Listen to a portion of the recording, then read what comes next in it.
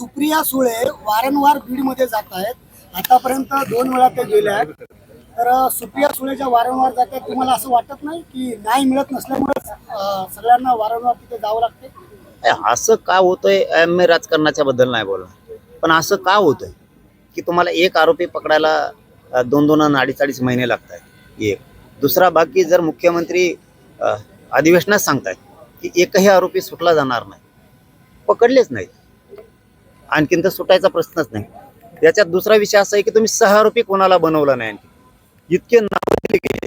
म्हणजे सांभाळणारे त्या आरोपीला लोक असतील, खंडणी मागणाऱ्याला सांभाळणारे लोक असतील, यांनाही नाही. तुम्ही उज्ज्वल निकम साहेबाची आणखी निवडच केलेली नाही, मग ते चार्जशीटचं पुढं होणार कसं? जर त्यात काही पोलीस अधिकारी आहेत त्यांना आणखीन तुम्ही 6 आरोपी किंवा निलंबितच केलं नाही, तर न्याय नेमका संशय येतोय की न्याय मिळणार कसं? लक्ष्मण हाकेंनी दावा केलाय की ज्या पद्धतीनं कराडांना तुम्ही भेटले होते त्याच पद्धतीनं धस सुद्धा मोंडेंना भेटलेला, असा दावा केलाय त्यांनी. 5 महिन्याआधी तुमची भेट झाली. मी ज्याला विरोधक मानत नाही त्यांच्यावर बोलत, आणि आजच मी म्हणत नाही हे शब्द. 2.25 वर्ष झालं आंदोलन सुरू आहे, मी त्यांच्यावर बोलत पण नाही, त्यांना विरोधक मानत नाही, मी महत्व पण देत नाही.